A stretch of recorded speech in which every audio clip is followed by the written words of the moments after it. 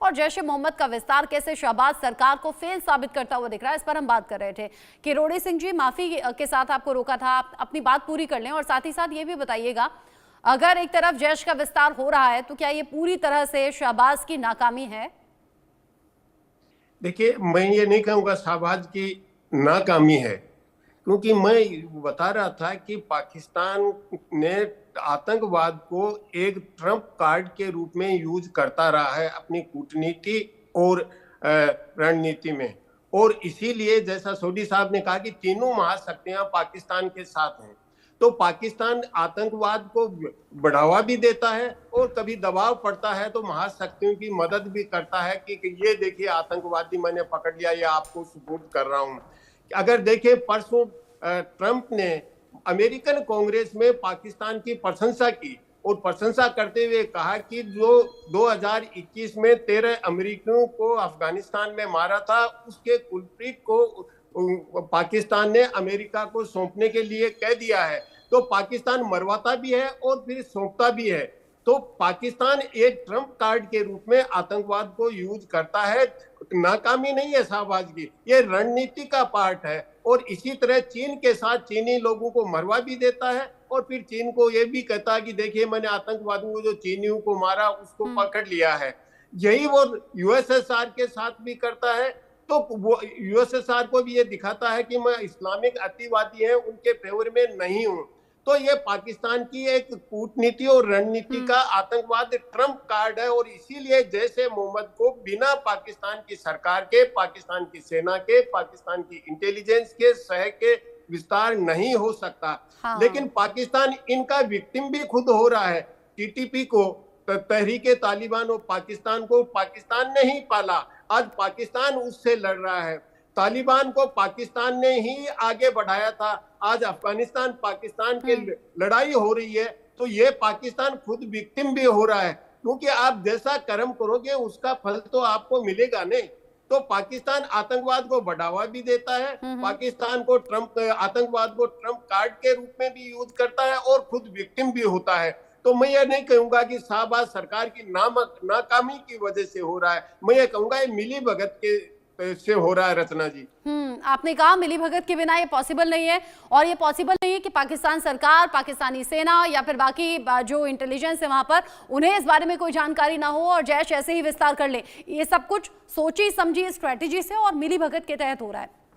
आप दोनों मेरे साथ में रहिए। इस बीच एक बड़ा अपडेट जो कि जैश को लेकर ही है, अपने दर्शकों के साथ हम साझा कर देते हैं डेटा के तौर पर। जैश की जो ट्रेनिंग है वो कहां होती है। खैबर पख्तूनवा में जैश की ट्रेनिंग चलती है। पाकिस्तान अधिकृत जो कश्मीर है यानी कि पीओके का जो हिस्सा है, वहां जगह जगह आतंकी सक्रिय नजर आते हैं। पाकिस्तान का पंजाब, बहावलपुर खासतौर पर, वहां भी जैश की ट्रेनिंग चलती है।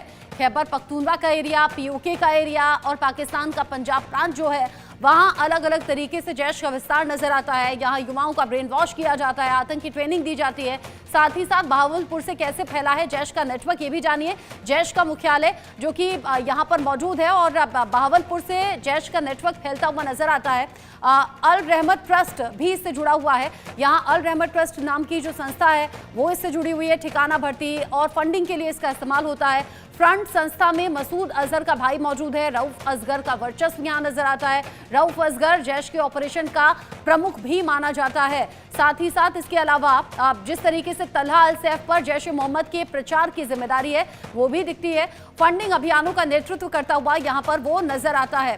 जैश के असली ट्रेनिंग कैंप केपीके और पीओके में यानी कि खैबर पख्तूनवा में और साथ ही साथ पीओके में, पाक अधिकृत कश्मीर में ये नजर आते हैं। साथ ही साथ अब जैश का अड्डा कहाँ है, अभेद किला बनाया हुआ है। सुरक्षा व्यवस्था के यहाँ पर पुख्ता इंतजाम है।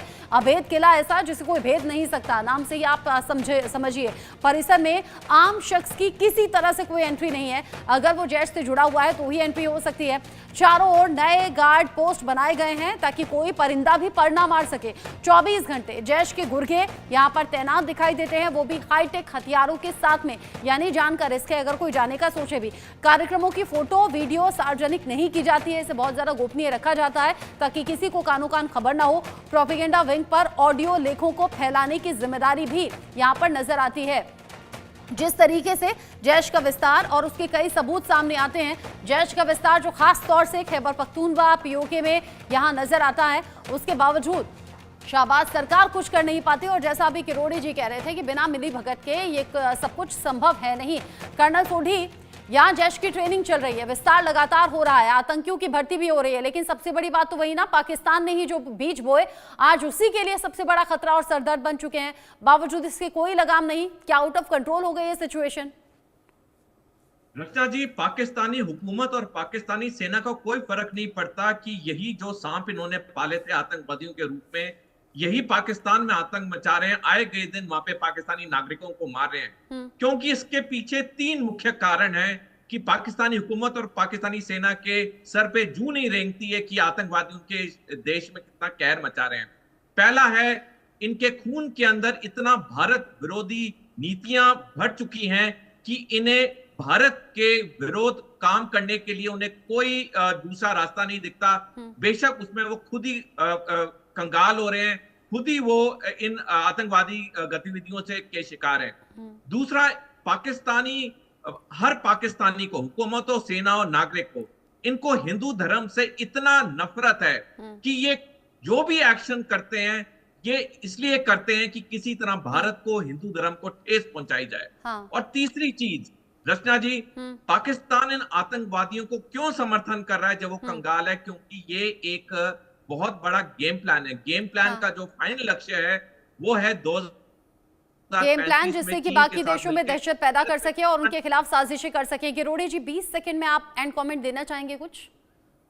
देखिए रचना जी, ऐसा है कि पाकिस्तान में आतंकवादी हैं जो पाकिस्तान सरकार के विरुद्ध नेटवर्क बना रहे हैं, टीटीपी, बलूच नेशनल आर्मी और सिंधी एक्सट्रीमिस्ट। तो आपने बताया कि 3 जगह इनके कैंप हैं, 2 हैं वो तो भारत पाकिस्तान इंटरनेशनल बॉर्डर है, तो भारत में डिस्टर्बेंस करना चाहते हैं। हाँ। और जो खैबर पख्तूनख्वा में है, जो पाकिस्तानी सरकार के विरुद्ध नेटवर्क बन रहा है आतंकवादियों को, उसको पेनेट्रेट करके इस जैसे मोहम्मद के थ्रू उसको कमजोर करना चाहते हैं एक स्ट्रेटेजी के रूप में। तो जैसे मोहम्मद को 2 तरह की स्ट्रेटेजी, एक तो भारत के विरुद्ध और एक जो पाकिस्तान में अतिवादियों का पाकिस्तान के विरुद्ध नेटवर्क बन रहा है, उसको तोड़ना चाहते हैं, उसको कमजोर करना चाहते हैं। लेकिन वही वाली बात यहाँ पर नजर आती है कि दूसरों के लिए गड्ढा खोदेंगे तो खुद उसमें गिरेंगे, जो कि पाकिस्तान अभी गिरता हुआ नजर आता है।